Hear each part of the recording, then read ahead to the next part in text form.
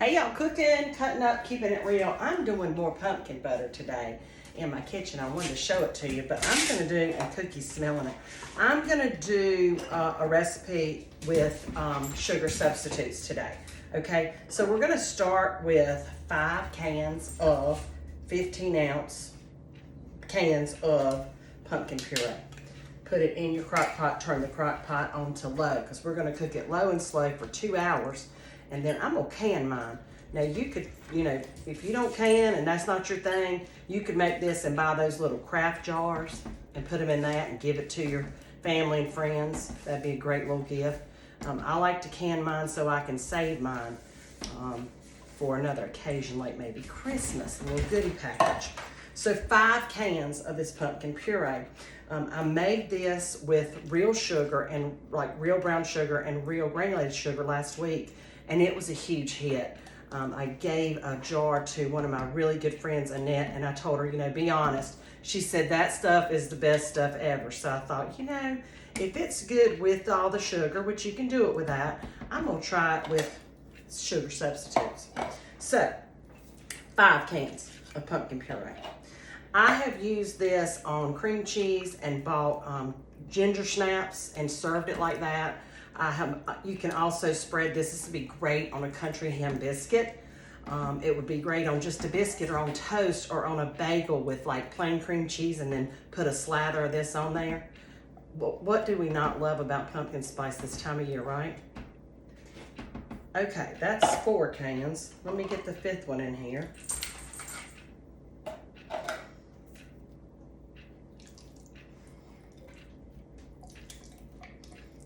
I love to have homemade stuff like this jarred up and ready to give as a gift. And then you can do a little gift basket, maybe with a thing of whipped cream cheese and some ginger snaps.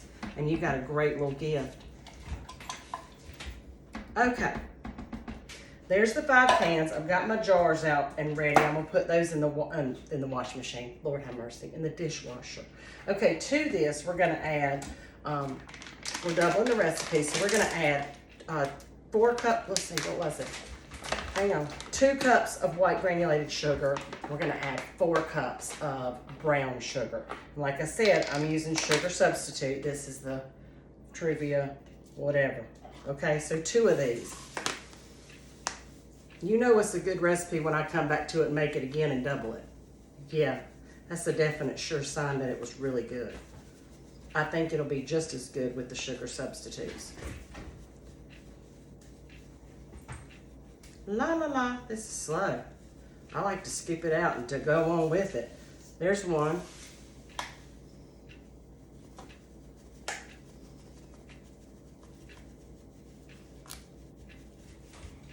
And I'm sure there's recipes out there for folks that are like diabetic, that want this kind of stuff, that have sugar substitutes, or maybe a more natural way of doing it. You could probably use honey. I haven't ever done that, but I'm sure that it's something you could find on the internet if you want sugar sweetness without having all the guilt and calorie and counting and all that. Okay, I'm gonna do 4 cups of this brown sugar, and I hope I have enough in this little container. If I don't, I will have to use the fully loaded stuff, but at least it'll have cut the sugar in this recipe.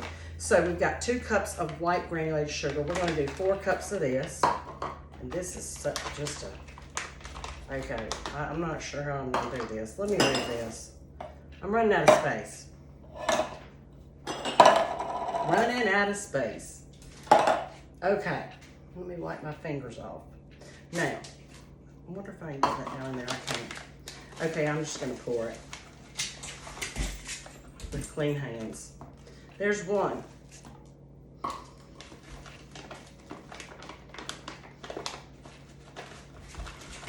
No ma'am, no ma'am.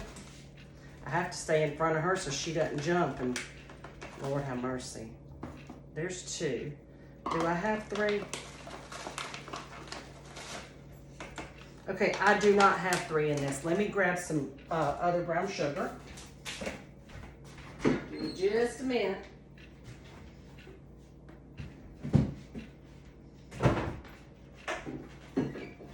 So I'm gonna cut the calories a lot, but I'm gonna have to use some real brown sugar here because we need 4 cups. Last cup. But again, that's the nice thing about recipes and seeing things online. You can try what works best for you. If you're worried about the sugar in it, try a sugar substitute. Okay, now to this, I'm gonna add 2 dub-dubs, like a teaspoon to 2 teaspoons of vanilla flavoring. 1, 2, okay? And then I'm gonna add pumpkin pie spice, and I'm gonna add a heaping tablespoon. And then I'm gonna taste this halfway through when I open it to stir it, because you cook it low and slow for 2 hours, and at that 1 hour mark, take your lid off and stir it. That's when you can taste it, okay? Let me grab a tablespoon measurement, or close to it. This'll work.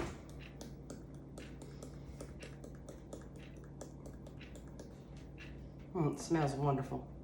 And the whole house smelled good when I was doing this. I'm gonna do a little bit more. And then I'll taste it and I can add to it. Give this a stir, put your lid on, leave it alone for an hour, and let it do its magic. And all that sugar's gonna melt, and this is gonna be real creamy. I'm also gonna add about a half a can of water to mine, because I like for mine to be thin enough that it can be spreadable when we're done. And at that hour mark, if it needs more water, I'll add a little bit more. Just, you know, you're gonna have to kind of eyeball that. But that is what I'm doing for gifts, and if they last to Christmas. I'm just saying, pumpkin butter, and I'm making a mess. Okay, lid's going on. I will show a picture of it, and I'll comment on it when I do like Lisa's leftovers. We'll talk about this. Pumpkin butter. We'll see y'all. Thanks for tuning in. Bye now.